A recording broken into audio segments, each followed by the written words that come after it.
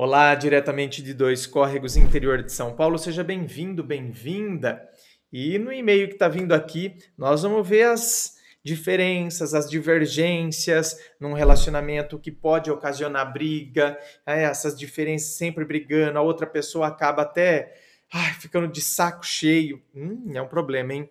Enfim, vamos acompanhar dentro do contexto do e-mail, tá bom? Vamos lá? Roda a vinheta.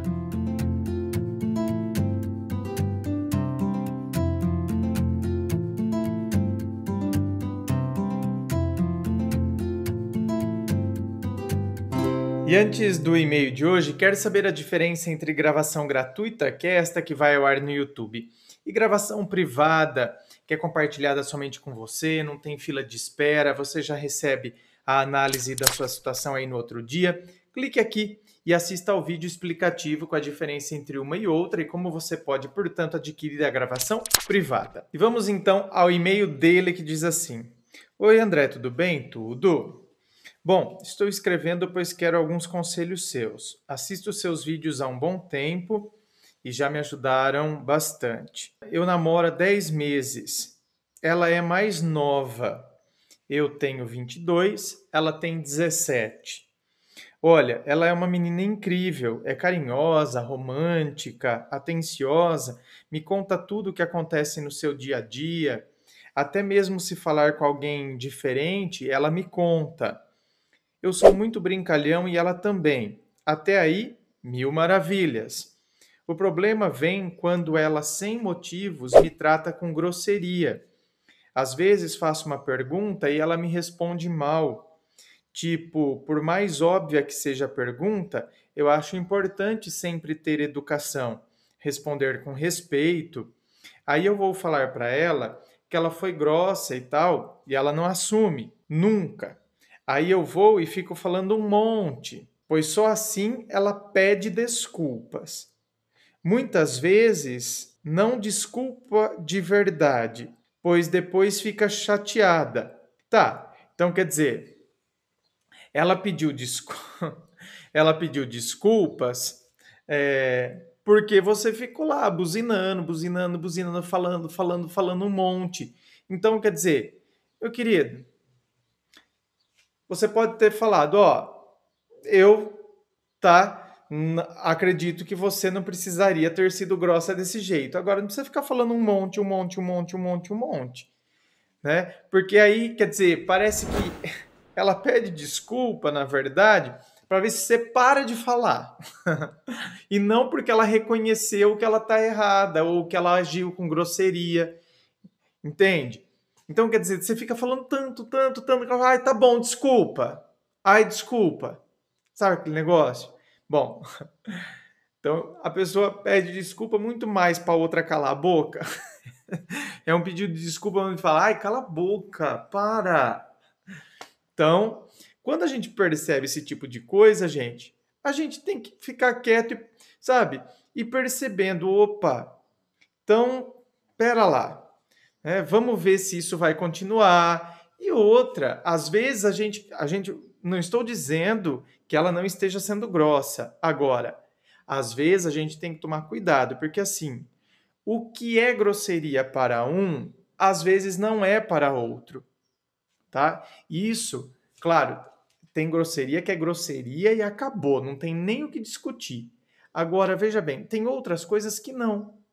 Tem outras vezes que, às vezes, a pessoa tem um jeito, a família dela tem um jeito, e a gente considera aquilo, meu Deus, sabe como se fosse uma diferença até cultural? Quando a gente, né, por exemplo, tem países que arrotar a mesa é um símbolo de que você está satisfeito, de que você, né, você está tão satisfeito com a comida e que você então está grato, é uma forma de demonstração de gratidão, de satisfação, né, com a pessoa que cozinhou. Para nós aqui no Brasil, por exemplo, arrotar a mesa representa uma total falta de educação, uma grosseria. Então, não esses exemplos extremos de diferença cultural, eu estou querendo dizer aqui, mas assim, às vezes, uma estrutura familiar, É aquela família que, por exemplo, fala alto, é aquela família que um responde para o outro, só que eles não consideram que aquilo é uma grosseria. Entende? E tem outras famílias que já são mais assim, não é? Tratadas a leitinho. Então, é mais assim aquela coisa mais, entendeu? Tratada na Nutella. Então, é aquela coisa mais formal, é aquela coisa onde, meu Deus, não se pode falar alto. E não acontece isso? Tem família que fala alto, tem família que... E outros falam baixo, pedem desculpas a todo momento. Então, a gente tem que perceber isso também. Essas diferenças que eu estou falando. Repito, tem grosseria que é grosseria em qualquer lugar, de qualquer maneira, de qualquer modo. Agora, tem outras situações que a gente tem que perceber que às vezes, né, às vezes a gente não está levando em conta isso. A gente não está levando em consideração esses fatores. A gente não está levando em consideração também que a gente é muito sensível para muitas coisas. A gente se chateia por tudo. A gente se chateia por... Entende? Então, vamos também pensar, tá? Essa característica, porque às vezes isso é importante. É igual carinho, não é? É a mesma coisa, o mesmo raciocínio vale para isso. Às vezes a gente acha que uma pessoa não é carinhosa. É que a pessoa não teve nenhuma estrutura familiar que possibilitou isso. Entende? A pessoa sempre foi meio assim, tipo, a pessoa sente que a família gosta, só que ela nunca foi de ficar, ficando fazendo carinho, ficando abraçando, e ficando juntinho, e ficando nhenhenhenhenhenhenhé. E não significa que, porque eu tô falando nhenhenhenhenhenhé, que quem faz tá errado. Tá entendendo? Ou estou diminuindo quem faça. Só que aí tem gente que foi criada assim, a pessoa teve essa estrutura. E aí começa a namorar uma pessoa criada numa outra estrutura, que ela não é que ela não sentiu carinho, mas a forma de demonstração não foi essa coisa grudenta, entendeu? Então, quer dizer, ela é uma pessoa mais desapegada, ela percebe mais facilmente o carinho. Pelo contrário, ela vai se sentir sufocada com essa coisa grudenta e o grudento vai se sentir abandonado porque a outra não gruda nele. Você está entendendo? Então, isso aí a gente tem que perceber demais dentro dos relacionamentos. Senão, a gente interpreta errado, a gente julga, a gente fica com essas cobranças, e fica falando no ouvido da pessoa, tá? Então, aí ele fala que então ela não desculpou de verdade, né? Porque depois ela fica chateada, me trata seca. Aí se eu vou falar que ela tá seca, a história se repete. Ou seja, porque aí, tá vendo? Que aí volta de novo, mas você tá seca, aí é muita falação, ai meu Deus, fica falando na minha cabeça, ficou falando na minha cabeça porque falou que eu fui grossa, aí eu peço desculpa, só que aí, tipo, ai meu, não aguento, aí então, quer dizer, agora eu fico, aí a cobrança é, olha lá, agora você tá emburrada, aí começa a falar porque eu tô emburrada, então vira um negócio que sem fim, só com muito custo para ela reconhecer o erro. E olha, André, se ela faz alguma coisa que eu não gosto e eu vou falar, ao invés de pelo menos ela dar o ponto de vista dela, ela age como uma criança. Por exemplo, se eu falo, olha, tá errado isso, não é assim e blá blá blá, ela só fica me respondendo assim, sim, tá, não, com aquele tom de arrogante. E André, eu estou desempregado, não consigo achar serviço, isso está me deixando muito mal, sensível, até meio depressivo. É, que você é uma pessoa extremamente sensível, já deu para perceber aqui pelo seu e-mail. E com isso, a hora que ela age assim, eu acabo que chorando na frente dela. Ixi. Aí às vezes ela entende, me pede desculpas, ou às vezes acha que é birra minha. Já falei muito para ela que não pode ficar assim sendo grossa, e ela fala que é o jeito dela, mas no começo do namoro ela não era assim, porque ela se controlava e agora não pode mais. Não é que no começo talvez ela, exatamente, né? Ela foi controlando assim, agora não aguenta mais ouvir tanta falação, entende?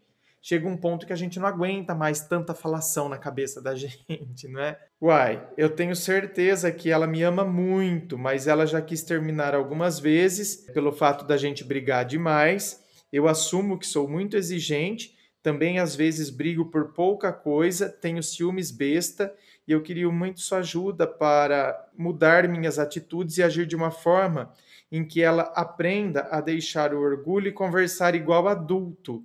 Talvez seja pela idade dela, mas por favor me ajude. Olha, meu querido. Então, eu acho que você mesmo já respondeu a questão, não é? Ela tem 17.